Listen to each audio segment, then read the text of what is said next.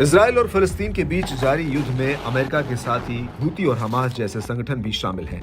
America जहां Israel के साथ है, वहीं हूती और हमास फिलिस्तीन की तरफ से लड़ रहे हैं। 7 अक्टूबर से अब तक जारी इस युद्ध को खत्म करने के लिए भी विकल्पों की तलाश जारी है। इजराइल फिलिस्तीन के बीच दशकों से जारी विवाद को 2 नेशन यानी द्विराष्ट्र फॉर्मूले के जरिए हल किए जाने की बात अंतर्राष्ट्रीय स्तर पर बार बार सामने आ रही है। इजरायली सरकार इस थ्योरी को पहले ही नकार चुकी है और अब हमास के वरिष्ठ अधिकारी खालिद मशाल ने भी गाजा में युद्ध को समाप्त करने के लिए 2 स्टेट पीस डील को खारिज कर दिया।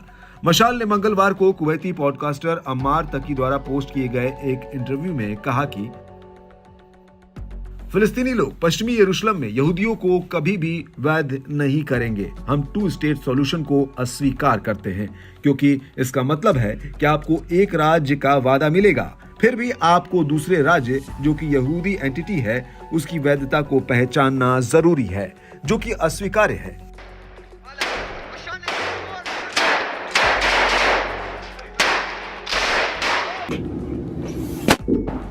हमास कहीं से भी समझौते के मूड में नजर नहीं आ रहा है, बल्कि पूरी तरह से आर पार की लड़ाई लड़ना चाहता है। मशाल ने जोर देकर कहा कि स्वतंत्र फिलिस्तीनी राष्ट्र का विस्तार जॉर्डन नदी से भूमध्य सागर तक और लेबनानी सीमा से अकाबा की खाड़ी तक होना चाहिए। फिलिस्तीन की नदी से समुद्र तक मुक्त करने का विचार सिर्फ एक अपेक्षा नहीं, बल्कि योजना का हिस्सा है और ये जल्द ही पूरा होगा।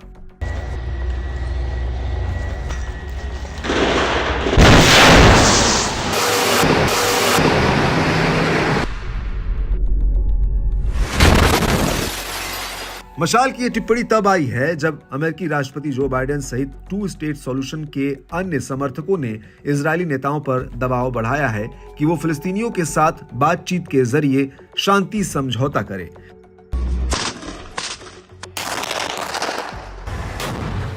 इस पर इजरायल के प्रधानमंत्री बेंजामिन नेतन्याहू ने अमेरिका को फटकार लगाते हुए कहा कि केवल पूर्ण जीत ही हमास के खात्मे और हमारे बंधकों की वापसी सुनिश्चित करेगी।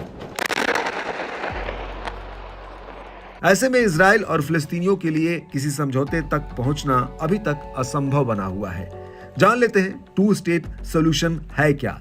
तो आपको बता दें कि 2 स्टेट सॉल्यूशन के तहत जॉर्डन नदी और भूमध्य सागर के बीच की भूमि को विभाजित करके 2 स्वतंत्र संप्रभु इजरायली और फिलिस्तीनी राज्यों को अगल बगल में स्थापित करना है।